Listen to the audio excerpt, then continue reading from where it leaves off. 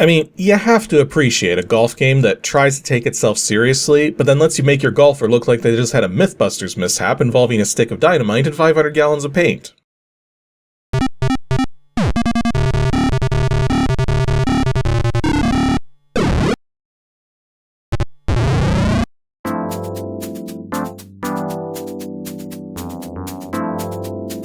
Welcome to the Scottish Open Virtual Golf, brought to you by Core Sports in real-time 3D.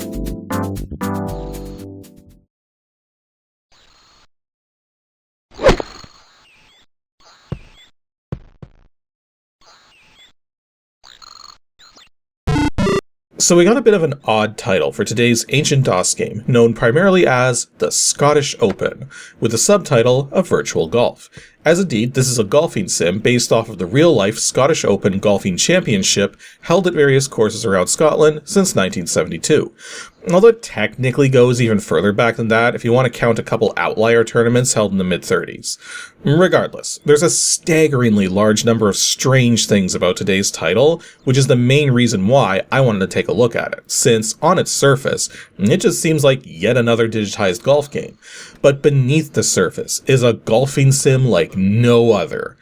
And I mean that in both good and bad ways. But let's start with one of the more benign oddities, such as how I even have a North American copy of this. If you go scouring the net, pretty much everyone's going to tell you that this game exclusively came out in Europe, along with some console ports in Japan, and that's it. Yet I am telling you right now, I have a North American copy of the game. In fact, here it is. Now, notice anything strange about it. Yet the whole Scottish Open title was completely dropped, instead promoting the subtitle of Virtual Golf into the actual title.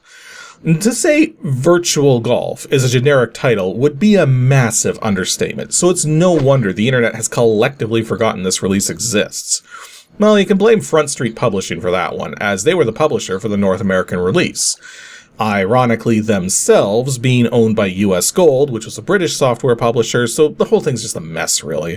As for the gameplay, it touts itself as being the first golfing sim to feature real-time 3D graphics. Now, I don't actually know if that's true or not, but given when this game came out, it certainly would have been one of the first, if not the first.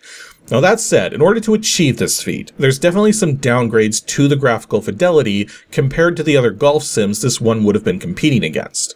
But, at the end of the day, it is the gameplay which matters the most, and as far as Virtual Golf is concerned, it's kinda lacking. It's not that what's here is bad, rather it's been streamlined significantly while retaining a high degree of difficulty, thus making it a hard sell for anyone really, since golf sim fans generally want more features, not less, and those who aren't golf sim fans but want to try such a game will find this one much more difficult than the competition, despite the streamlining. Not to mention, this game's doing a whole bunch of other weird things too, but we'll get into all of those things soon enough.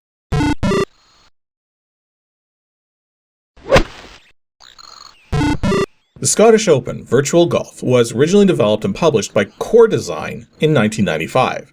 Yes, the same Core Design which put out freaking Tomb Raider just a year later.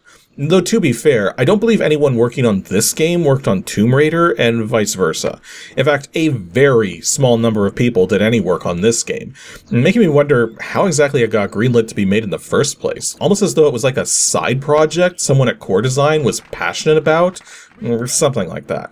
Either way, it ultimately made its way to North America through Front Street Publishing, and is effectively a 1 to 4 player golf simulation. In terms of video and audio support, this game continues to showcase some really strange features. For video, the game officially says it requires SVGA graphics. But this is a lie. There is no SVGA to be found anywhere in this program outside of the game simply detecting if SVGA support is present or not. Instead, the game runs standard 320x200 256 color VGA graphics for any FMV sequences, and then for everything else, the game requires a VGA card that adheres very strictly to VGA standards, because it reprograms the thing in such a way as to produce a 288 by 224 256 color video mode. even though it never shows anything in the bottom 24 scan lines. Meaning if you've got some weird clone card that wasn't fully VGA compliant, there would be every possibility the game would not run properly on it. Essentially, the quote-unquote requirement of having SVGA was just to help make it more likely people would be playing the game on hardware which could tolerate the reprogramming being done through the VGA registers. And as for the audio, the game supports a huge array of audio devices, but again, with some bizarre things going on. Firstly, when you run the setup for the game, it asks you to configure both MIDI and digitized devices, even though there isn't a scrap of MIDI to be found in the entire game. Well, at least not in the CD-ROM release. The very original release of this game in Europe was on floppy disks, lacking pretty much everything to do with FMV or digitized speech, as far as I'm aware.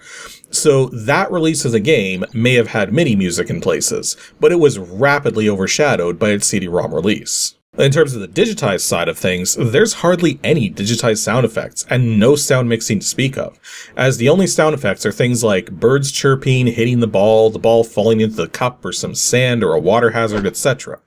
Yet there's clearly music and speech in this game.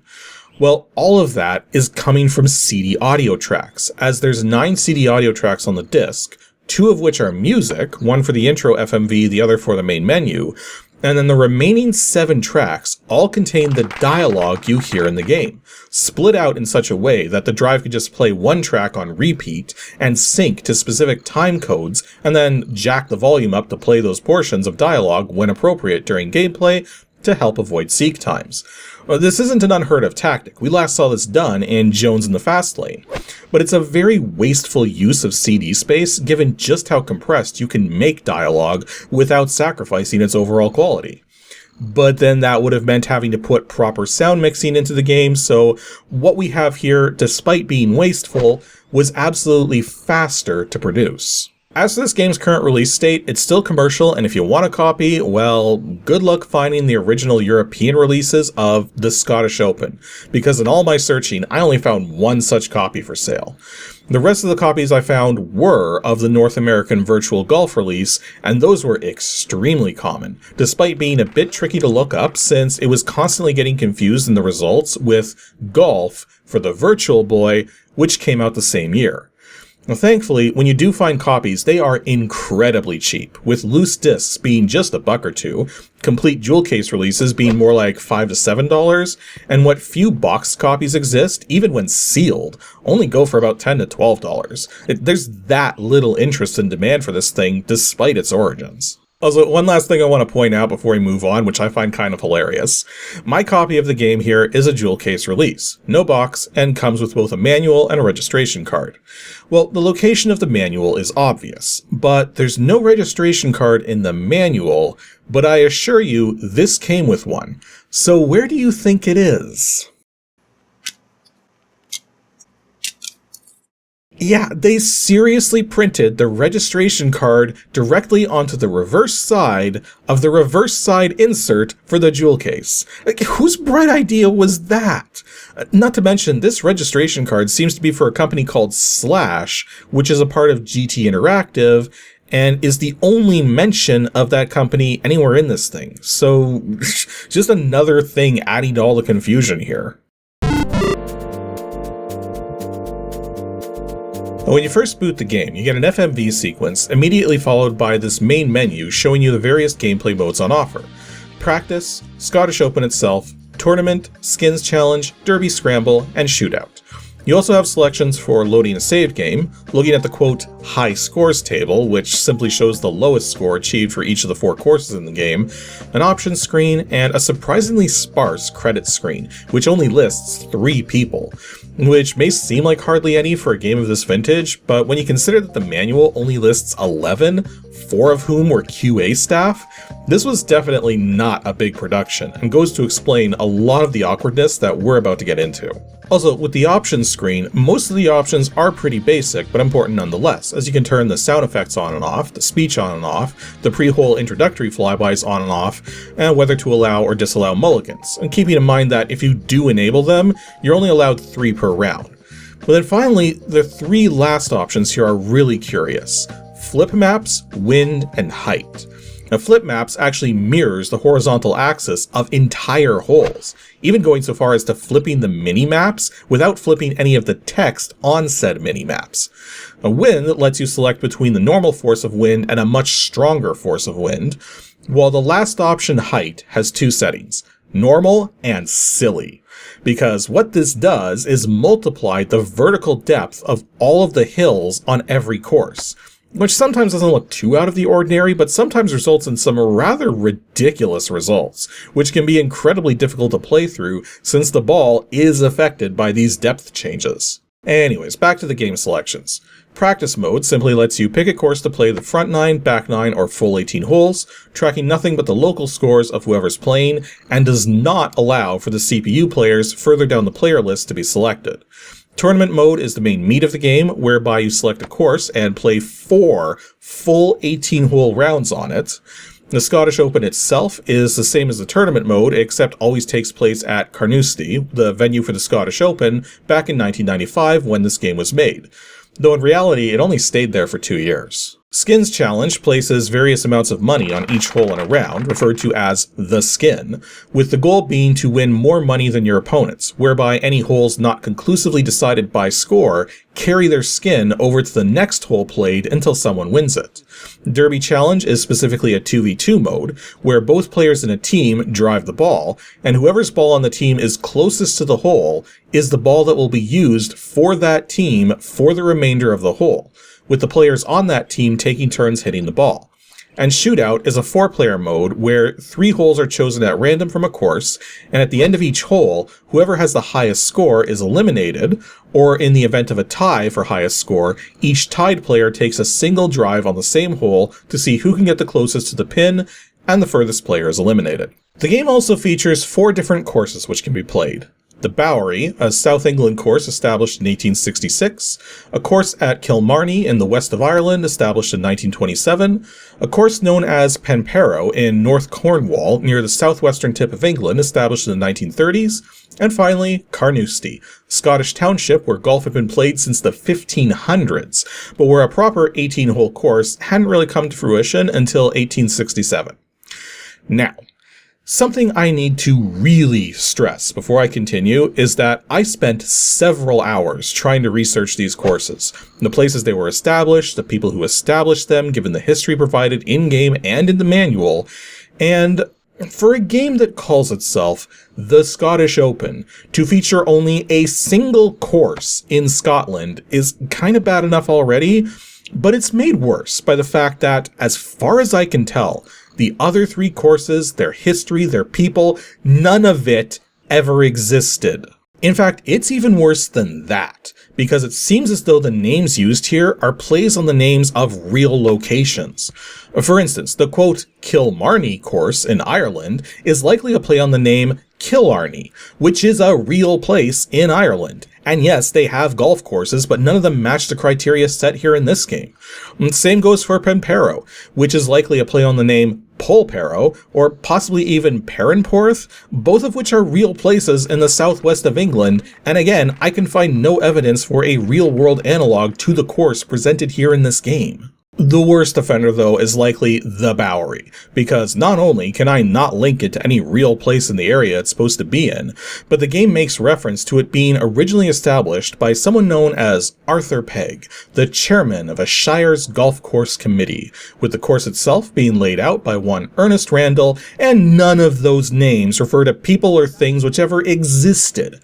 I mean, okay, I did find a photo of a golfer named Ernest Randall, but not only was the photo taken in the USA, but it was taken in 1935, 69 years after this Bowery course was supposedly put together, and the guy in the photo looked like he was in his 60s or 70s. It's just mind-boggling. You should go through so much effort to make a game based on a particular Scottish golf championship, and then instead of presenting more than a course in Scotland, because guess what? They got a lot of them, make up a bunch of fake courses not in Scotland to go with it, parodying real places in the process, and coming up with fake history to go with it all. It's just freaking next level not giving a toss. Oh boy. Okay.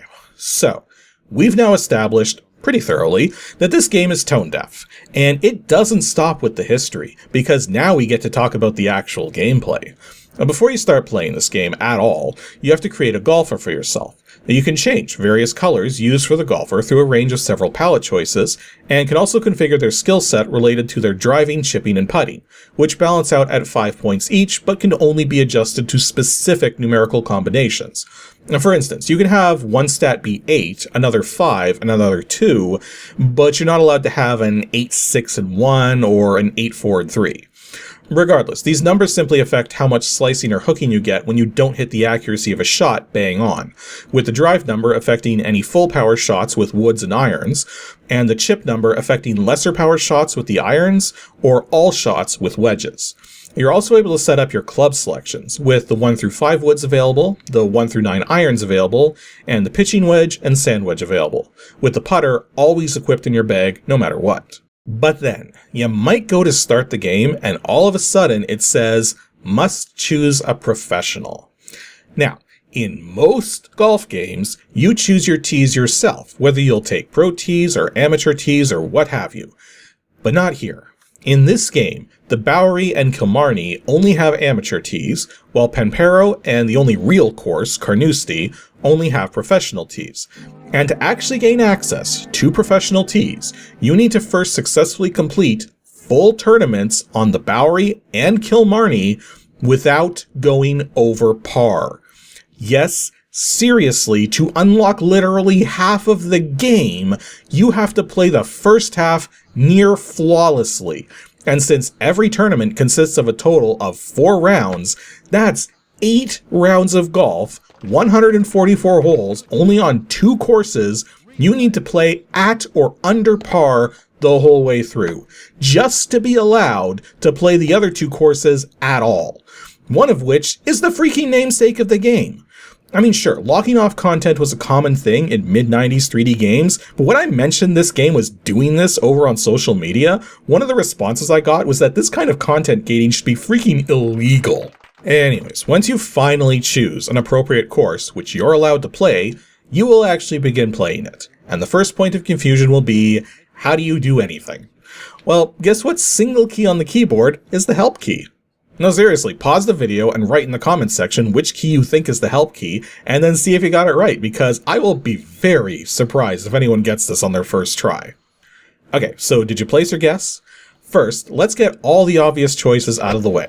No, it's not H, it's not F1, it's not the question mark, and it sure as hell isn't escape, because when you press escape, that quits the game instantly. If you're mid-tournament and you forgot to save by using the tab key to access the in-game menu, that is not going to be a fun time. And yeah, it's not tab either, because that's the menu which you would think should have been on the escape key. This game really feels like it was made by people who had never actually made a game before. Irony being, this actually was the programmer's first game for DOS, and only their 3rd commercial game that they ever coded for. No, out of all of the keys on the keyboard, to pull up the help screen, you press spacebar. I mean, unconventional, but at least it's there. In fact, all of the controls are unconventional, and worse than that, there's no debounce on any of them. If your computer's too powerful, you could end up scrolling through all of your clubs in under a second when pressing the keys to change your club selections. Stranger than that, though, despite the raw gameplay being almost exclusively done with the keyboard, you do actually need to use the mouse, as the one and only thing the mouse does during gameplay is swing the club using a 3-point system with the primary mouse button, working pretty much exactly the same way as in Link's 386. I mean, if they're gonna copy something, at least they copied a well-established mechanic. Granted, they at least did something of their own with it. While playing on either of the 2 amateur courses, the game also puts special marks on the swing gauge to help you visualize not only where the straight shot is at the bottom, but also how high up the gauge you need to go to get the right amount of power for your shot. And keeping in mind that wind, bounce, and hills are not factors in the estimate. But because wind, bounce, and hills often are factors, you need to compensate for this manually when deciding how much power to use or where to aim. Though I will say that unless you're playing with wind cranked up, the effect wind has on the ball is negligible if you're only using a wedge or a high-numbered iron, and that you really only need to worry about the wind with longer distance shots. The claim to fame of the game, though, is its real-time graphics, which I should point out, default to their lowest quality setting every time you start the game, so you may want to turn that up appropriately. The drawback of these graphics is that they're not nearly as high fidelity or detailed as you would get in this game's contemporary competitors, but the plus side is you can get some dynamic camera effects for tracking the ball after you hit it, which you select between using the 1 through 6 keys on the keyboard. My favorite mode ended up being Mode 4, which not only tracks the ball, but pans around it to better exemplify where it's landed in 3D space. The funny thing is, I found out while hacking through some of the game's files that there's actually a hidden 7th camera mode called Free Flight, but I wasn't able to figure out how to enable it. Likely it's part of a debug mode that's been permanently disabled, and I'm not the right person to try and figure out how to re-enable it. Another crazy thing I noticed was dealing with trees. Now, when you hit a tree in real golf, any number of things can end up happening because the branches can literally send the ball anywhere. But the most likely thing to happen is that the ball will get caught up inside the branches, lose all of its momentum, and then gravity does the rest and pulls the ball to the ground. Here in this game, that sometimes happens, but what I more often saw when hitting a tree was that it would behave kind of like a pop bumper in a pinball table, sending the ball careening off at top speed in a totally random direction. Plus, you can't actually hit under these sprites, so if you end up having to hit a ball with a tree immediately in front of you, well, that ball isn't about to go anywhere you want it to go. Also, one thing I became incredibly aware of too is that there's huge discrepancies between the mini-maps in the top corner and what's actually going on with the positions of things on the course. Now, some of the mini-maps are close enough, but a handful of them are off by so much that you really can't trust what the mini-map is showing you. I mean, sure, we're only talking a few pixels of discrepancy, but in a game where accuracy is king, those few pixels make a significant difference. As such, trust what you see in the 3D view over what you see on the minimap. Always. And then the last significant thing to say about the gameplay is that there's an auto replay system in place, whereby if you make a shot, which the game considers to be really good, it'll start replaying that shot over and over again on loop until you stop it. Thankfully, the devs were smart enough to disable the insta-quit escape key during these replays, otherwise I think I would have broken something.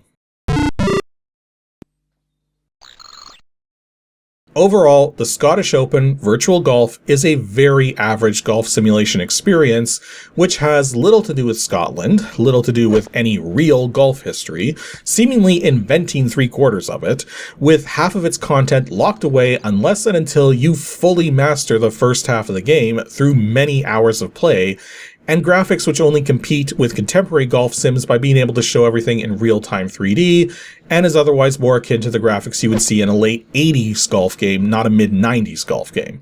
It's hard to recommend this game, even to fans of golf sims, but then at the same time, because it flew so far under the radar, it's one of the cheapest games to get loose or even sealed.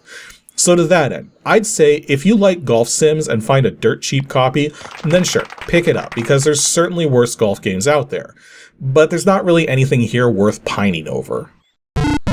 Unfortunately, this game is speed sensitive, which is slightly surprising given which company released this game, but then also kinda not. Something I should make really clear here is that until you get to the days of Windows 95 and beyond, you didn't have a lot of good options for properly timing games, unless you knew how to reprogram the interrupt timer, and it would be a very long time before developers were using proper timing systems in general, with speed sensitivity continuing to be a problem as late as the late 2000s. Thus why I try not to hold that against developers in the days of DOS, especially since they were often trying to push the hardware as hard as they could, and adding proper timing systems inherently trades away some of that power. In any case, I found when having the detail level maxed out, the best cycles count to use here was 50,000. Though you can certainly adjust that to taste, and again, remember that the game always sets the detail level to minimum every time you start it up. Anywho, that's all for today's episode of Ancient DOS Games. Next up, 2 Saturdays from now, on June 13th, will be a filler, and I haven't yet decided what to do for it. So if any of you have any suggestions, feel free to leave a comment or send me an email, and then stay tuned to see what it ultimately ends up being about.